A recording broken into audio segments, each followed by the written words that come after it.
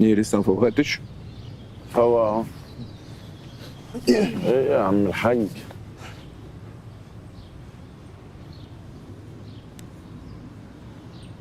فخر انت محتاج فلوس؟ اخوك قالت لك حاجه؟ انا بفهمك من هناك. الصراحه الدنيا مزنقه معايا ويعني عليا ديون. واللي يخليك تسددها حقه ولا بتعشمه؟ ايه ده؟ يعني بجد ولا ايه؟ انا عمري وعدتك بحاجه وما عملتهاش. انا عمري طلبت منك حاجه. على ورا. تعالى خليني اسرق. كافيه ومطعم كريب على طريق السخنه، مساحه 600 متر، تدفع 500,000 دلوقتي وتستنى معايا سنتين. استنى، ربنا يكرمنا بقى والعجله تشتغل. انت بتكلمني؟ ايوه استثمار. يعني انا بقول لك محتاج فلوس تقول لي هات نص مليون؟ انا ديوني ما تكملش 100 وحاجه. 100 وحاجه، يبقى انت عايز حاجه للمستثمر الصغير. انا مش عايز حاجه لاي مستثمر يا شريف. انا لو معايا نص مليون جنيه ما كنتش جيت من البلد. ربنا يشفيني. النص مليون حقيقي ربنا يشفيك، ربنا يشفيك فعلا يا فخر. اللي يبقى شايف قدامه فكره زي دي وما ياخدهاش يبقى ربنا يشفيه، يبقى دماغه دي مش شغاله.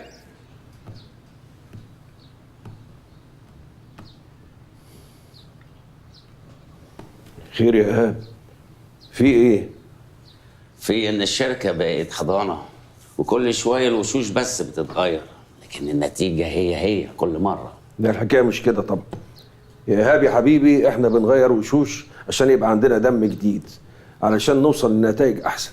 ما هو لو بنشغل موظفين عشان يدونا فكره واحده في الشهر يبقى هنشتغل فريلانس احسن. لا هي ما تتحسبش كده يا ايهاب. ما هو في موظف ممكن يقعد طول الشهر يعمل فكره واحده، هو نفس الموظف الشهر اللي بعده يطلع ب20 فكره. بس ده مش صح. يعني خديجه اللي اشتغلت معاه في نفس اليوم بتطلع افكار ومعليه البيج، ودي اللي انا اخترتها بالمناسبه. لا ما شاء الله خديجه. طيب قول لي من الاخر يا ايهاب، عاوز نعمل ايه؟ انا مش عاوز غير الشغل يمشي صح زي ما مستر شربي كان ممشيه. شغل ماشي كويس قوي يا ايهاب. ممكن تشيل الواد ده من دماغك. انا لو لقيته مش نافع انا بنفسي همشيه. وانا هستنى لغايه امتى؟ من فضلك يا استاذ ايهاب ما تكلمنيش عن الموظفين بتوعي.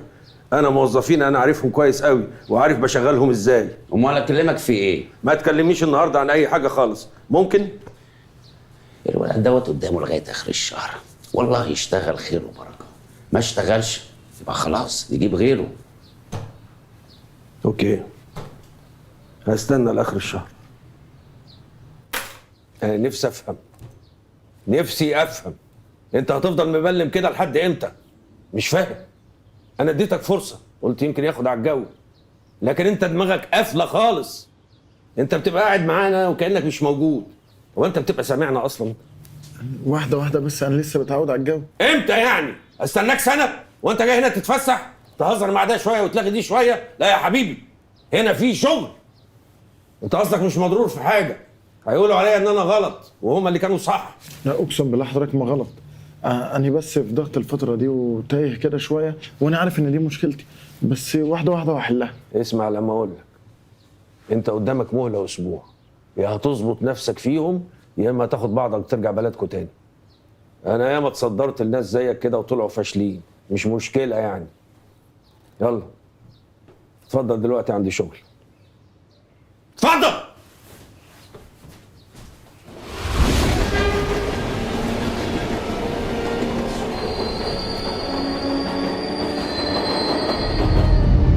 والآن مع جائزة أفشل موظف ل 2026 تقدم وبجدارة للأستاذ محمد صلاح فخر.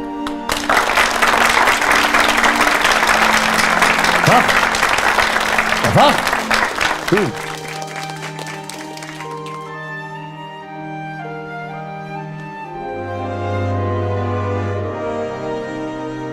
شد حيلك يا ابني. شده بالله، كسل بس.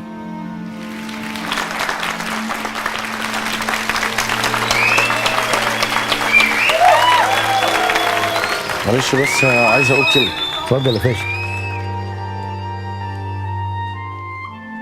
صباح الخير.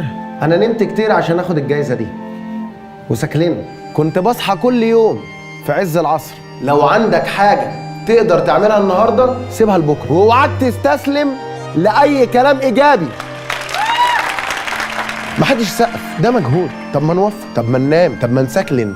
في جمل فرقت معايا في حياتي بعد العيد، بعد رمضان، يوم 29 فبراير ظبط وكلمني، كذبة ابريل، حبه ومش هاجي، 5 ومش فاضي. بيقولوا الفخر العرب دونت ووك الون، فخر الدلتا بيقول لك دونت ووك اصلا. كنت كل يوم اخلص شغلي واجري ورا البنات. بتمنى السنه الجايه اتكرم في مكان تاني وانا معايا مليار حجه، مليون مبرر، 100,000 شماعه ظروف.